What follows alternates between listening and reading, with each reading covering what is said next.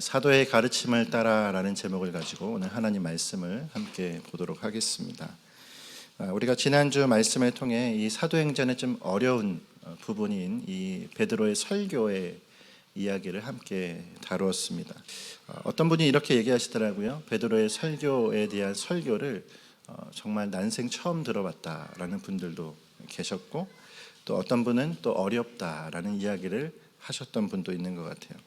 그만큼 여러분, 우리에게 이 베드로의 설교라고 하는 것이 까다로운 부분이죠. 그래서 아마도 사도행전 2장에 우리는 어디에 초점을 많이 맞춥니까? 초반절에 있는 성령의 강림 사건과 마지막에 우리가 오늘 보게 될 이 교회 안에서의 서로 통용하는 모습들에 초점을 많이 맞추게 되는 것 같습니다. 여러분, 우리가 다뤘던 것처럼 베드로의 설교가 그렇게 친절하지 않기 때문에 우리는 이걸 바라보기가 좀 쉽지 않았던 것인데요.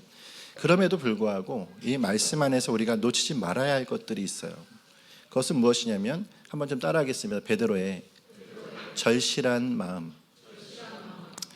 베드로의 절실함이 담긴 이 메시지가 오늘 우리에게 반드시 기억되어야 합니다. 이 말씀은 그냥 놓쳐서는 안 되는 거예요.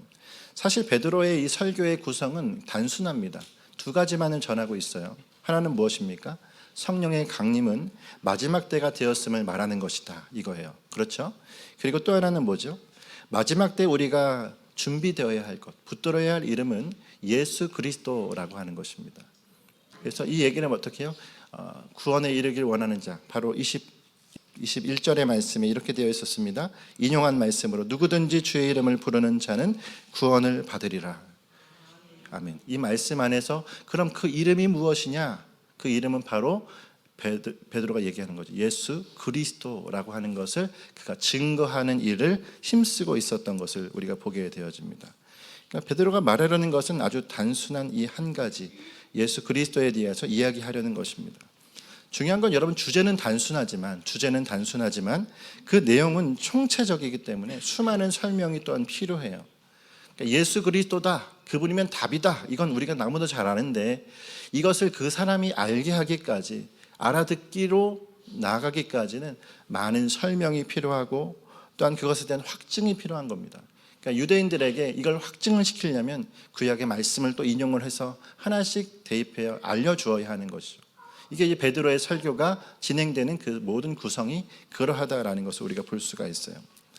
여러분, 똑같이 오늘 우리도 이것을 생각해 볼 때 그렇습니다. 우리가 받아드는 것이 단순하다고 해서 값싼 것은 아닙니다. 우리가 받아드는 것이 값싼 것이 아니에요. 어떤 한 목사님이 인스타그램에 이런 이야기를 썼습니다. 사거리 신호 대기 중 앞차 뒷유리에 붙어있는 스티커를 보았습니다. 천국은 공짜입니다. 무엇이든 공짜라는 생각은 그것을 가볍게 여기게 합니다. 천국은 공짜가 아닙니다. 지불이 있었습니다. 라고 이제 글을 쓰셨어요. 천국은 공짜가 아니라는 거예요. 천국은 분명히 누군가의 지불이 있었다. 그러니까 단순하게 가볍게 여길 것들이 아니라는 거죠. 동일하게 여러분, 오늘 우리에게도 마찬가지입니다. 베드로의 설교가 어렵다, 까다롭다, 당연하죠. 예수 그리스도라고 이름 짓는 그것은 우리 가운데 너무 선명하고 단순하지만 그 안에 담겨있는 수많은 우리를 생명으로 인도하는 길의 열매들은 무궁무진하기 때문에 한마디로는 설명할 수 없는 너무도 귀한 것들이다라는 것을 우리는 보게 되어지는 것입니다. 그러므로 여러분, 주제는 단순합니다. 예수 그리스도면 뭐예요? 충분하다라는 거예요. 아멘. 그러나 이 단순한 이름을 증거하기 위해서 구약의 말씀을 되짚어보고 역설해보고 그 사람이 말이 들리도록 계속 강청하여 보고 있는 것이 베드로의 설교입니다. 간절함의 마음이 있는 거죠. 그 사람들이 듣도록, 여보시오, 이리 와서 들으십시오. 우리에게 주어진 이름이 무엇입니까? 예수 그리스도입니다. 당신들이 십자가에 못 박은 그 예수가 우리에게 구주가 되셨습니다. 외치는 거예요. 그들이 알아들을 수 있도록. 그러면서 그 마음이 어떻게 해요? 그 마음이 바로 그들을 향하여서 외치는 성령의 음성이 되어 그들의 심령을 울리게 되죠. 괜히 3,000명이 회심한 것이 아닙니다. 그러므로 오늘 우리가 어떠한 모습이어야 하느냐, 바로 저와 여러분 증인이 되어야 할 줄 믿습니다. 증인은 그저 이 입의 복사기가 아니에요. 그냥 복붙이 아닙니다. 누군가의 말을 그냥 따라하는 것이 증인이 아니에요. 누군가 그럼 우리는 어떻게 해야 합니까? 라고 물었을 때 그를 향하여 선명하게 예수 그리스도는 이런 분이십니다라고 저 여러분이 증거해 줄 수 있는 그 증인이 되어야 합니다. 메마름이 아니라 따뜻한 마음과 사랑의 마음과 간절한 마음, 나에게 생명이 되었던 그 마음을 그들에게 온전히 전하여 줄 수 있는 그 사람. 오늘 이것이 저 여러분의 모습이 되어야 될 줄을 믿습니다. 자, 그렇다면 오늘 본문은 이런 상황 속에서 펼쳐지고 있는 걸 볼 수가 있어요. 우리 41절의 말씀을 한번 읽어볼까요? 41절 말씀. 자, 읽겠습니다. 시작. 그 말을 받은 사람들은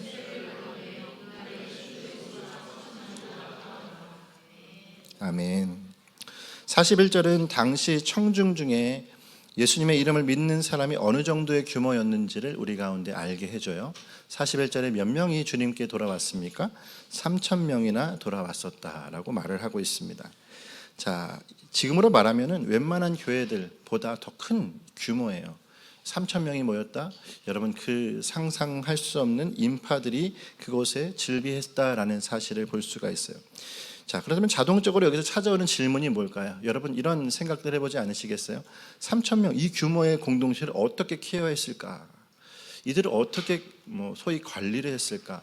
이들을 향해서 어떻게 이게 교회로 이렇게 순식간에 세워질 수 있었을까라고 하는 거죠. 중요한 건 여러분, 결과적으로 이 모든 과정 속에서 성경은 문제 없었다 이렇게 얘기를 하고 있어요. 3,000명이 돌아왔고 그들이 교회로서 함께 모여서 이제 생활을 하는, 언제 생활했던 것을 본 적이 없고 이제부터 생활을 하게 되어질 이들의 모습은 문제없이 이 모든 것들을 진행했어요. 오히려 이후에 나타나는 교회들의 모습보다 너무 이상적인 모습으로 이 3,000명은 신앙생활이라고 하는 걸 한더라라는 것입니다. 여러분, 그걸 우리가 42절부터 47절의 말씀 속에서 보게 되는 거죠. 그들이 어떻게 모여서 어떤 생활을 했었는지, 얼마나 이상적인 교회 모습을 보여주었는지가 잘 나타나 있는 것입니다. 자, 우리가 이런 이상적인 모습을 찬찬히 살펴보기 전에 먼저 우리는 관찰할 것이 하나가 있죠. 이 첫 교회가 이렇게 움직일 수 있었던 핵심이 무엇이냐라고 하는 거예요. 분명히 무엇인가 있어서 이들은 이 모든 것이 질서 있게 또한 아름답게 세워졌을 텐데 그것이 그 핵심이 무엇이냐? 그것이 42절의 말씀에 나오죠. 41절을 같이 읽어볼까요? 시작. 그들이 사도의 가르침을 받아 서로 교제하고 떡을 떼며 아멘. 자, 말씀은 그들이 뭘 했다고요? 사도의 가르침을 받아라고 얘기를 하고 있습니다. 사도의 가르침을 받아. 오늘 핵심은 뭐예요? 가르침이라고 하는 거예요.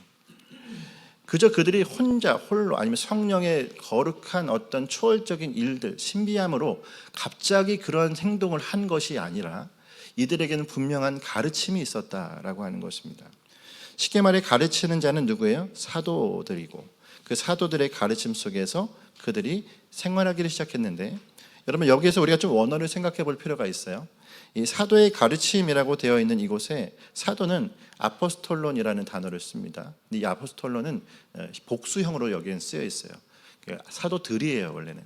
사도들의, 그러면 왜? 가르침. 이 가르침은 디다케죠. 디다케는 단수입니다. 복수형으로 쓰인 사람들과 단수형으로 쓰인 가르침. 이게 뭐예요? 사도들의 가르침. 사도들의 하나의 가르침이라는 뜻이에요. 사도들 전체, 여러 사도들의 이야기는 다양하겠지만 그들의 가르침은 뭐예요? 중구난방이 아니었다라는 겁니다. 하나의 가르침이었다라는 것을 이야기해주고 있어요. 자, 그러면 그들은 무엇을 가르쳤을까요? 그들이 하나로 가르쳤다. 그 하나로 가르친 것이 그들에게 신앙의 생활이 되었다. 무엇을 가르쳤을까요? 배운 것을 가르치겠죠. 그것은 우리가 그들 누구에게서 배웠는지를 보면 알 수가 있어요. 자, 누구에게 배웠습니까? 예수 그리스도께 배웠습니다. 12 제자, 그들이 물론 가룟 유다는 탈락했지만 12 사도가 되어지는 거죠.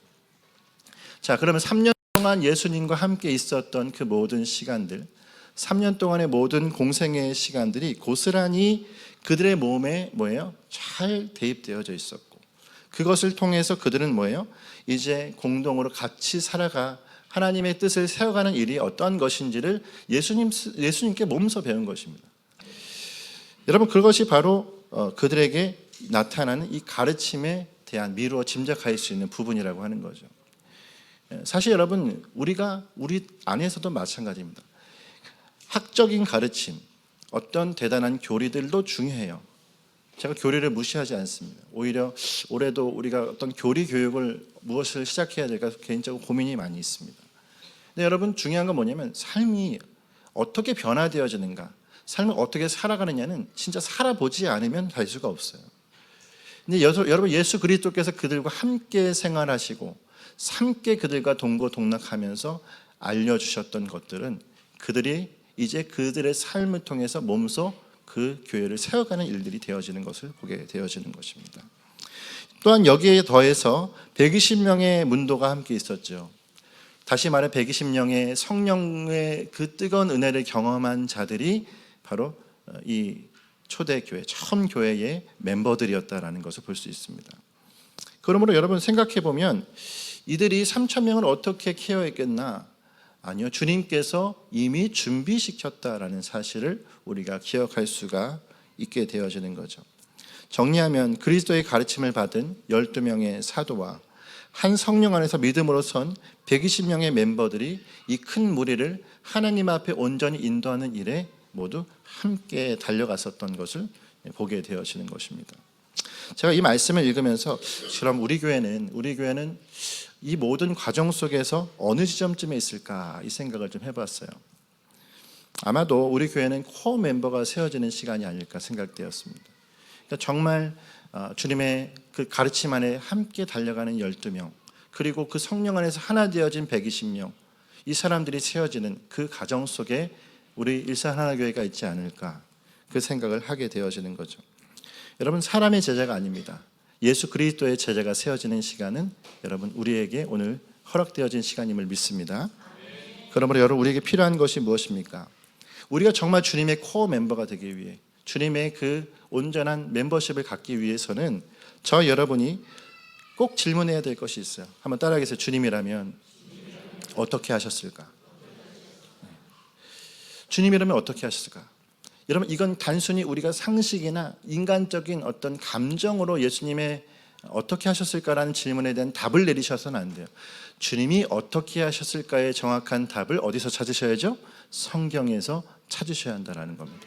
할렐루야. 그래서 단순히 단정짓고 마음속으로 그렇게 내 마음의 어떠함을 투영하기 위해서 주님은 이렇게 하셨을 거야가 아니라 주님이 이렇게 하심을 따라 살아가는 자가 되어지는 오늘 저와 여러분이 되어야 할 줄을 믿습니다.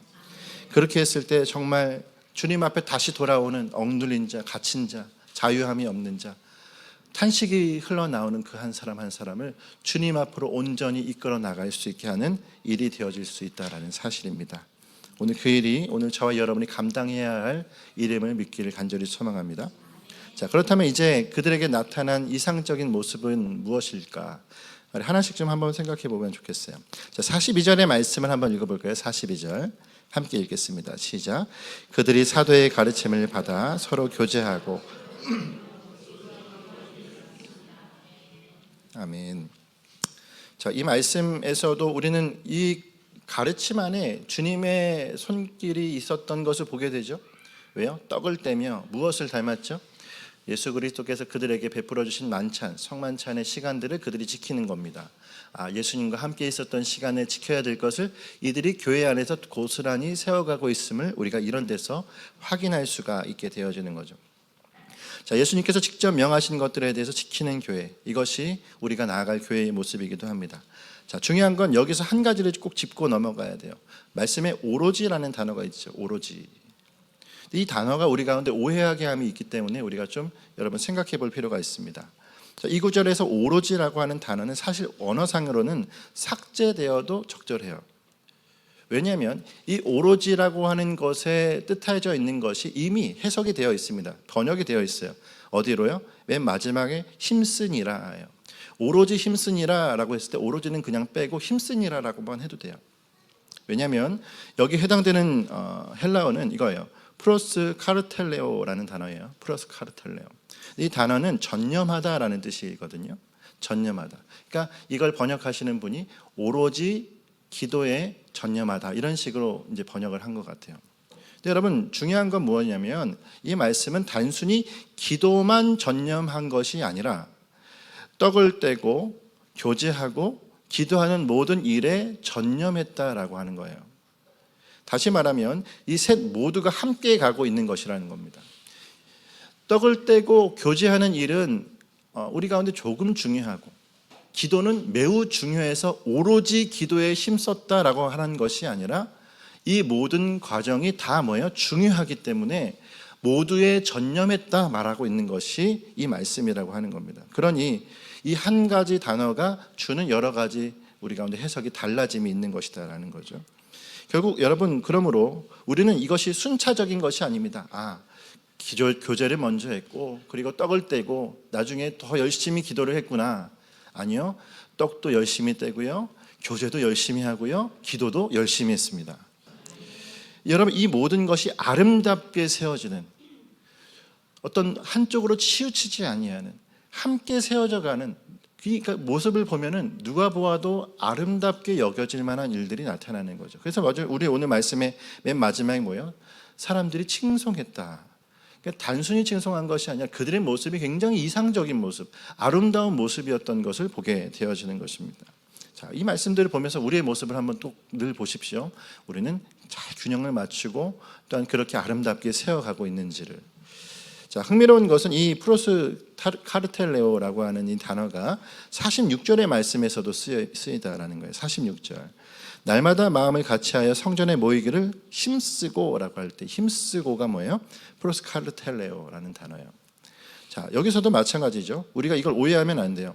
성전에 모이기를 힘쓰다라고 했으니 우리는 교회에 많이 모이라는 얘기구나, 교회 모이기를 힘쓰라는 얘기구나, 이렇게 생각할지 모르겠습니다. 근데 여기서 말하는 성전은 지금의 교회가 아닙니다. 자, 그 당시에는 교회라는 건물도 없고 어떤 모임을 할 수 있는 장소가 제대로 되어 있는 것이 아니에요. 여기서 말하는 성전은 뭐죠? 이들이 베드로에게 처음 복음의 설교를 들었던 장소예요. 이해가 되십니까? 바로 그들이 여인의 뜰이었던, 이방인의 뜰이었던 그 뜰 앞에서 그 말씀을 들었을 것인데, 그 뜰에서 들었던 그 자리로 다시 모이는 겁니다. 왜요? 베드로가 다시 말씀을 전하고 그들은 그 안에서 또 가르침을 듣는 이 과정들이 그들에게 있었던 거예요. 그러니까 이 교회라고 하는 어떤 특정한 장소에 많이 모이라고 하는 것이 아니라 뭐예요? 방점은 어디에 있습니까? 진리가, 말씀이 너무 그들에게 좋아서, 그들에게 사랑스러워서 그 자리로 모이게 되어지는 상황인 것이죠. 이해가 되십니까? 그러니까 모든 걸 다 내팽개치고 모여라가 아니에요. 정말 그 말씀이 너무 사랑해서 내가 너무 좋으니 너의 주변에 있는 자들도 같이 좋기를 원해요. 가족들이 같이 나와 예배하며 주님 앞에 달려가는 그 일들이 나타나고 있는 모습을 우리가 보게 되어지는 것입니다. 이걸 우리가 어떻게 확인할 수 있냐면, 성전에 모이기를 전념하고 힘쓰고 그 다음에 뭐예요? 집에서 떡을 떼며 기쁨과 순전한 마음으로 음식을 먹었다, 이렇게 되어 있어요. 자, 그럼 집이 중요하지 않다면, 집은 기쁜 장소가 될 수가 없는 거예요. 쉽게 말하면 이겁니다. 모이는 것과 가정이 같이 가는 거죠. 굉장히 중요한 일이죠. 우리가 신앙생활을 할 때. 여러분, 이 모임의 결과가 그래서 뭡니까? 집에서 떡을 떼며 기쁨과 순전한 마음으로 음식을 먹는 일이 결과적으로 나타나는 거예요. 모이었더니 가정 안에 기쁨이 충만하게 되어지는 것입니다. 모이고 사모하여 하나님의 말씀 안에 거하였더니 그 안에 순전한 마음의 뜻이 세워지고 있는 거죠. 쉽게 말하면 뭐예요? 따라할게요. 가정이 교회가 되었더라. 가정에서 만찬을 벌입니다. 떡을 떼는 일이 있습니다. 성찬이 우리 목회자에게 주어진 권리이지만 가정에서 애찬을 할 수 있잖아요. 함께 먹으며 서로가 하나님의 은혜의 교제를 할 수 있는 그런 모든 모습들이 나타나도록 되어지는 모습들, 이런 균형 잡힌 모습들이 그 당시에 나타나고 있는 모습을 보게 되어지는 거예요. 자, 한마디로 그럼 교회의 이상적인 모습은 무엇입니까? 한번 따라하겠어요. 성령의 아름다운 열매가 맺혀지는 교회. 교회의 가장 이상적인 모습은 아름다운 열매들이 나오는 겁니다. 아름다운 마음들이 모여서 주의 은혜 나누며 예수님을 따라 뭐예요? 사랑해야지 우리 서로 사랑해. 어디서 많이 들어봤던 찬양 가사죠. 우리 주일학교 이런 찬양이 참 은혜로워요. 그렇죠?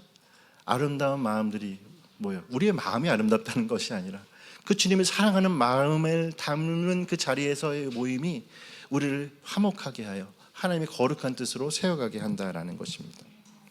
그러므로 여러분, 우리의 교회, 우리의 모임, 성령의 열매를 맺는지를 가늠하는 좋은 척도는 뭐예요? 억지로나 두려움이 아닌 순전한 마음으로 나아가고 있느냐를 보면 우리가 알게 되어지는 거예요. 이 말씀을 준비하면서 이런 생각이 들었습니다. 오늘 선교사님들도 오셨는데 여러분, 선교가 쉬울까요? 교제가 쉬울까요? 제 안에 이 질문이 떨어졌어요. 선교가 쉬울까? 교제가 쉬울까? 당연히 교제가 쉬워요. 이해가 되시죠? 선교는 애씁니다. 그리고 선교로 나가기까지의 수많은 씨름들을, 내 발을 딛는 그 시간들을 겪어야 돼요. 그렇게 달려가지 않으면 안 되는 길이 또 선교예요. 여러분, 교제는 단순히 쉽다고는 할 수는 없지만 우리가 더 가깝습니다. 왜요? 이런 거죠. 교회가 성령 안에 아름다운 모습을 갖추면 교제가 되어지는 거예요. 선교는 애써서 달려가야 하지만 교제는 더 가깝다고요. 오히려 선교지도 뭐예요? 교제로 일어납니다. 그러니까 교회가 성령 안에 있으면 교제가 되는 겁니다. 교제가 없는, 여러분 중요한 건 그래서 뭐죠? 한번 따라하게, 교제가 없는 선교도 없다. 교제가 없이는 선교도 없다. 믿으십니까? 성령으로 세워지는 교회가 없이는 선교적 동력이 없어요. 이해가 되십니까? 그냥 우리가 한 사람이 그냥 달려가는 그 길은 우리가 할 수 있지만 이 모든 일을 주님 앞에 아름답게 세워가는 그 일들 가운데 교회는 뭘 해야 되느냐? 떡을 떼며 또한 교제하며 또한 성령의 가르침 따라서 아름다운 공동체 안에서의 모습을 만들어가는 거죠. 누가요? 우리가 아니라 성령께서 그 일을 행하시도록 우리가 의탁하는 것입니다. 그럼 그 가운데 누가 나옵니까? 바나바도 나오고요, 바울도 나오고요, 그 안에 주님이 세우시는 수많은 선교적 존재들이 나와서 정말 주님의 그 일들을 또 행해야 될 그 자리로 나아가게 되어져요. 그럼 그 자리에 뭐야? 교회는 다시금 그들을 향하여 하나님의 거룩한 뜻을 세워가는 그 일들이 선교의 확장으로 나타나게 되어지지 않겠냐라는 거예요. 오늘 우리에게 그러한 것이 다 중요합니다. 그러므로 여러분, 오늘 교회가 모여서 떡을 땜을 하찮게 여기면 안 돼요. 함께 기뻐함을 무의미하게 여겨서도 안 됩니다. 청년부 MT를 너무 열렬히 지지합니다. 주일학교 모임에 같이 모여서 함께 주님 앞에 나아가는 그 시간들이 너무 필요합니다. 저 과정이 없이 어떻게 저들이 나중에 성적 존재가 되겠어요? 함께 말씀을 보는 시간이 없이 어떻게 주님 앞에 믿음으로 살아갈 수가 있겠냔 말이에요. 믿음의 선배가 없이 어떻게 그들이 주님 앞에 바로 설 수가 있습니까? 교제는 그만큼 중요하다라는 거죠. 여러분, 그리스도의 사랑으로 뭉쳐야 됨을 믿습니다. 그리고 뭉침 안에서 아름다움을 간직하고 또한 복음의 가치, 또한 복음의 기치를 함께 들고 나갈 수 있는 그 길을 열어가는 일이 오늘 저 여러분이 해야 될 일이다라는 거예요. 우리 교회가 그런 교회가 되길 원하고 그런 일들이 선교지로 나타나는 일들이 나아가길 원합니다. 이제 마지막으로 여러분 한 가지 모습을 또 한번 확인하고 말씀을 마치면 좋겠는데 44절과 45절의 말씀을 같이 한번 읽어볼까요? 44절, 45절 읽겠습니다. 시작. 믿는 사람이 다 함께 있어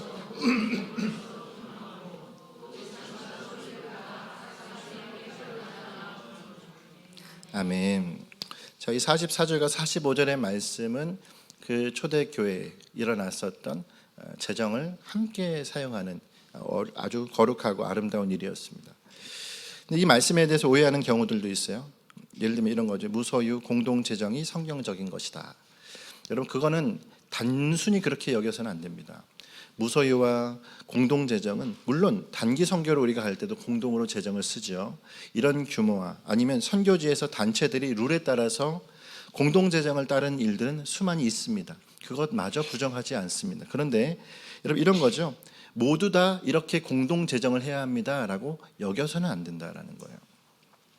여러분, 오늘 본문은 무소유를 주장하는 근거가 아니에요. 왜냐하면 예루살렘 교회도 마찬가지로 이후에 연보를 사용했죠.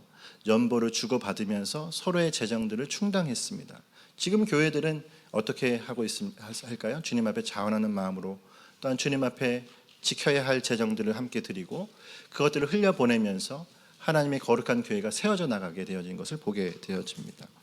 다시 말해 우리가 어떠한 특정한 것으로 이 말씀을 보는 것이 아니라 이렇게 우리가 보게 되어지는 거죠.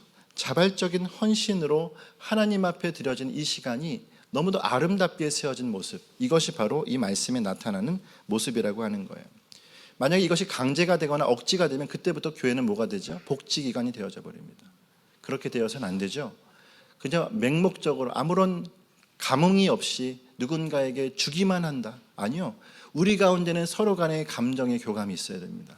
마음의 전달됨이 있어야 되는 거죠. 이런 일들이 여러분 교회 안에 나타나야 되는 것, 이것이 오늘 이 말씀을 온전히 지키는 저와 여러분의 모습이 되어질 줄을 믿습니다. 지난 주일에 우리가 오후 예배 함께 귀한 말씀을 들었습니다. 그 말씀을 듣고 참 많은 도전을 받았는데 우리 선교사님께서 본인의 그 육체의 여러 가지 수술 때문에 이제 한국에 오셔서 이제 수술을 하겠다 이렇게 얘기를 하셨어요. 그리고 그 수술의 시간이 다음 주 화요일이더라고요. 화요일 날 수술하시는데 사진을 좀 보여주시면 이런 이제 지금 저 상태입니다. 이게 뼈가 뭐 두 동강이 났다고 해야 되나요? 세 동강이 난 거죠. 등뼈가 이렇게 이제 모두 벌어진 것을 이제 고정하는 수술은 이미 하셨어요. 저 뭐예요? 저걸 빼는 수술이에요. 이제 빼는 수술. 그래서 붙었기 때문에 빼야 되는 수술인데 이 수술을 이제 감당해야 되는 상황. 근데 여러분 지난주 우리 설교를 아마 들어보셔서 아시겠지만 이 뭐 몸이 아픕니다, 뭐 어디가 힘듭니다 이런 얘기를 굳이 많이 하지 않으셨어요. 그냥 뭐예요? 선교지에서 우리가 품어야 될 마음이 뭔지를 알려주셨습니다. 제가 어디서 감동이 되었냐면 우리가 그렇게 하찮게 여길 수 있어요. 뭐요? 여자 축구? 그게 뭐 그렇게 중요해? 여자 축구가 뭐 대단해? 근데 여러분 그 안에 어떤 마음이 있으셨는지 기억하죠? 그 터번이라고 하나요? 그 머리에 쓴 그거 한 번을 그 여자 아이들에게 벗겨주고 싶은 그 마음, 그 한 번 벗겨주는 일을 축구여야만 할 수 있는 나라, 이 일들을 바라보면서 참 마음이 쓰이고 또 이 일을 정말 마음을 다해서 쓰면 이런 것이구나를 생각하게 되어졌던 것을 보게 되어져요. 근데 이런 마음들이 우리 교우들에게 통했는지 모릅니다. 선교사님이 엊그제 연락이 오셨어요. 이렇게 연락이 오셨습니다. 한 성도께서 저의 수술비를 그렇게 감당하겠다고, 이름을 제가 잘 모르는 이름인데 혹시 교우가 맞으시냐고 저에게 물어보셨어요. 저희 교우가 맞다고 말씀을 드렸어요. 서로 얼마나 그 은혜의 현장, 말씀 안에서 같이 나아가는 이 일들을 우리가 함께 경험하면서 주님 살아계시는구나, 주님이 일을 하고 계시는구나를 함께 보게 되었습니다. 선교사님이 이렇게 얘기하시더라고요. 예전에 본인이 5년 전쯤에 함께 그 다른 지역에서 섬겼을 때에 느꼈었던 그 감정이 있으세요. 그걸 그리워해서 지난 주일에도 저를 여기 옆에다 세워놓고 찬양 좀 해보라고 그렇게 한 거예요. 그때가 그리워서, 그때의 시간들이 너무 기억에 남아서. 근데 끝나고 나중에 저에게 연락해 오시면서 그 교회에서 누렸던 그 은혜, 그 플로잉의 마음, 그때 그 마음이 오늘 우리 교회에서 보였다라는 거예요. 우리 교회가 그걸 간직하고 있어서 너무 감사하다고 전해주더라고요. 정말 주님의 마음을 간직한 교회가 되기를 간절히 소망합니다. 우리 주님께서 선교사 한 사람의 마음을 시원케 해주는 것으로 끝날 뿐이 아니에요. 주님의 마음이 시원케 되기를 원하시는 분입니다. 그 주님 앞에 우리의 삶을 드리며 나아가는 모습, 그런 일들로 우리가 선교뿐만 아니라 모든 영역에서 하나님의 거룩한 뜻을 세워가는 오늘 저와 여러분이 되었으면 좋겠습니다. 교제는 억지로 하는 게 아닙니다. 여러분, 주님이 저의 마음 가운데 언제나 주시는 하나의 소망은 뭐냐면, 저는 주님 교통 정리하는 사람 되고 싶습니다. 그거입니다. 저에게 많은 재정은 필요하지 않습니다. 주님, 저는 그저 저에게 부탁하는 그것을 누군가에게 흘려보내는 사람이면 족합니다. 그런 사람 되게 해 주시옵소서. 근데 여러분, 이거 우리 교우들 모두 다 그런 마음이었으면 좋겠습니다. 우리 교회가 그런 교회 되게 해 주시옵소서. 이 모습을 간직하는 오늘 우리 일산하나교회 되길 간절히 소망합니다. 이제 말씀을 마치겠습니다. 3,000명이 순식간에 세워졌습니다. 3,000명이 순식간에 세워졌는데 놀랍게 세워졌습니다. 이건 누가 하는 거예요? 우리가 하는 것이 아니라 주님이 하셨습니다. 주님이 한 교회를 세우고 이제 그 교회로 열방을 품게 하실 텐데, 이 놀라운 시간들을 우리가 이제 함께 보게 될 거예요. 여러분, 오늘 우리도 마찬가지입니다. 주님은 교회를 세우시는 분이심을 믿습니다. 오늘 이 안에서 일하시는 분이 누구십니까? 성령 하나님이십니다. 그 주님을 믿고 따라가실 때 오늘 여러분 눈앞에 보이는 것은 절망처럼 보이고 힘든 모든 상황들이 펼쳐진 우리의 삶일지 모르겠어요. 아니요, 주님은 그 인생을 바꾸셔서 놀랍게 사용하실 줄 믿습니다. 그 뜻을 붙들며 달려가는 오늘 저희 여러분이 되시기를 간절히 소망합니다. 기도하겠습니다.